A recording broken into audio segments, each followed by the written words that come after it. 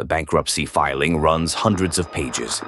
One number keeps coming back, $400 million a year, in interest alone. The toys were never the business, the debt was. This is the Graveyard Files. Tonight's case, the biggest toy store on Earth, 700 locations, 33,000 employees, a giraffe everyone's childhood knew by name. It didn't die of Amazon. It died of a rescue. By the end of this file, you'll see the payout ledger.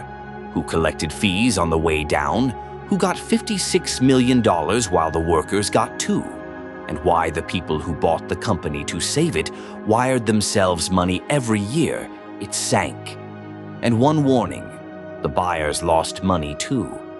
That's the twist nobody tells you. 1948, a young veteran named Charles Lazarus comes home from the war, hears every soldier around him talking about starting families, and makes a bet. Babies mean cribs, and cribs mean customers. His baby furniture shop in Washington becomes a toy supermarket, and the toy supermarket becomes an empire. By the 1990s, Toys R Us is the category killer, the store that decides what American childhood plays with. 700 big boxes, a mascot giraffe named Jeffrey, a jingle so effective that adults still can't say the name without singing it. The industry even coins a term for what this company is, the category killer.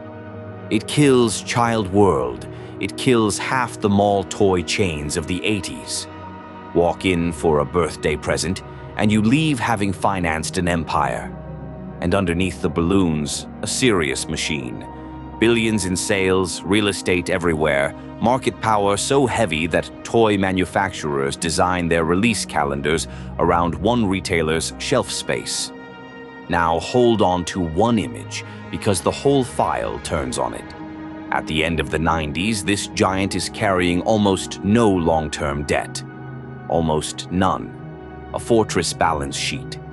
Everything that follows is the story of where $5 billion of debt came from, and it did not come from toys. 2005. Growth has stalled. Walmart and Target are squeezing the toy aisle, and the stock is drifting. 3 buyers arrive with a rescue plan. Private equity firms Bain Capital and KKR, plus real estate trust Vornado. Price tag $6.6 billion. Here is the detail that decides everything that follows. Of that $6.6 billion, the buyers put in only about $1.3 billion of their own money. The rest, more than $5 billion, was borrowed. And the borrowed money did not sit on the buyers' books. It sat on the toy stores.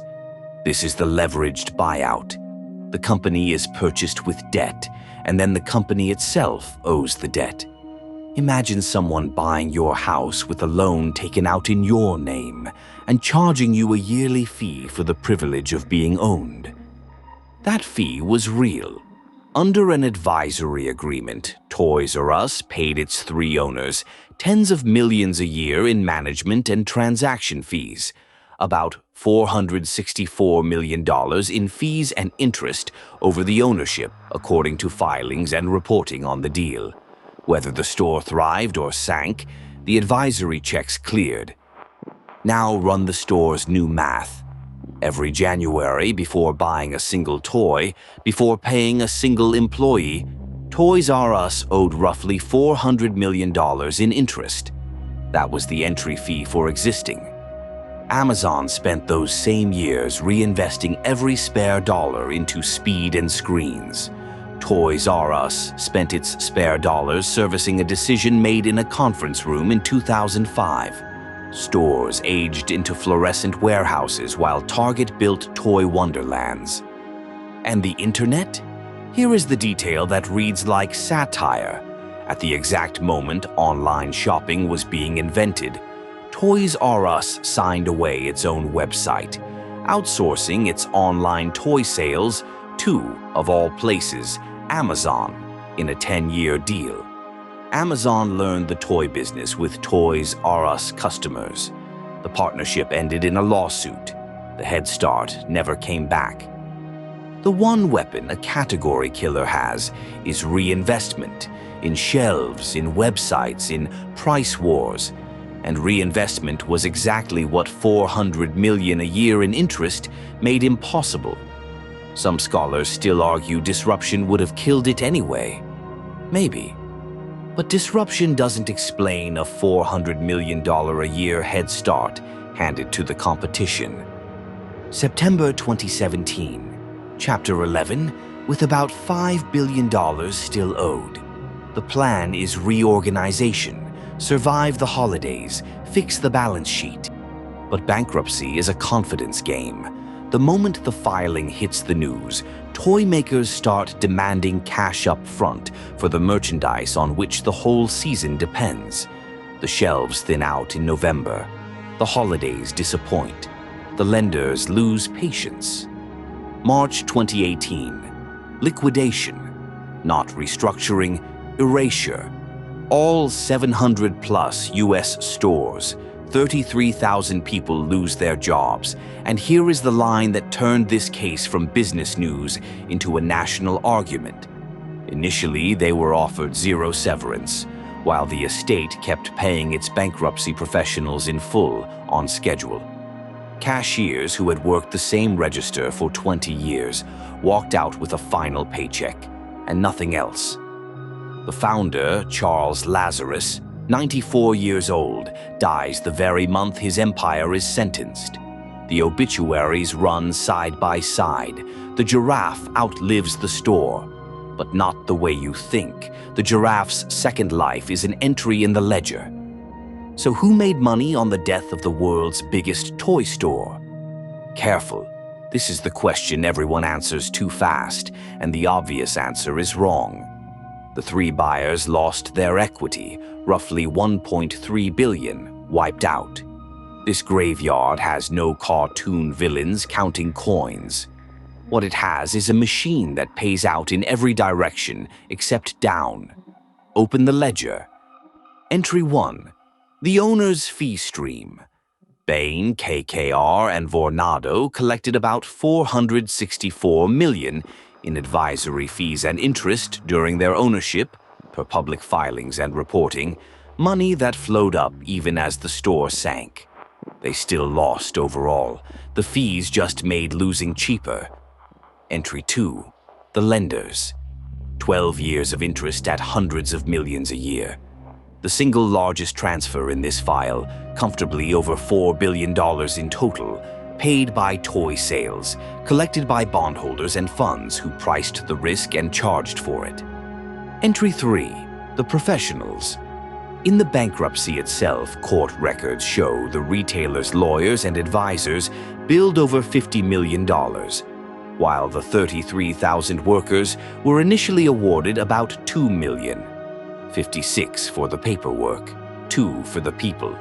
After public protest, 2 of the former owners created a $20 million hardship fund, a fraction of what full severance would have been.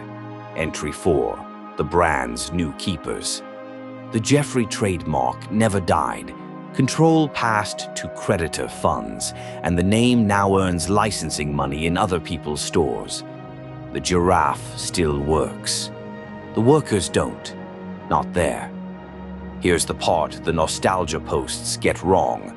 Toys R Us, the brand, is alive.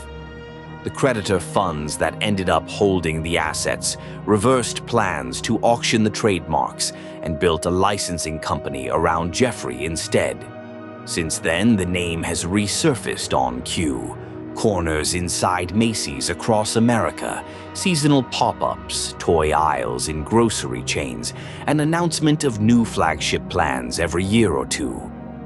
Because the name was always the most valuable asset on the books, a feeling rented out per square foot. What died was the version that employed 33,000 people and owned its shelves. The brand was rescued. The business was consumed. The nostalgia now pays dividends to the very machine that ate the store. And that's the real lesson of this file. In 2005, the rescuers didn't buy a toy store. They bought a cash flow, wrapped it in debt, and charged it rent on its own rescue. When the cash flow died, the equity died with it, theirs included. Nobody drove away laughing. The machine simply worked as designed. Fees first, interest second, workers last. When a company dies slowly, don't ask who killed it. Ask who was getting paid while it was dying. In this graveyard, that question always has an answer.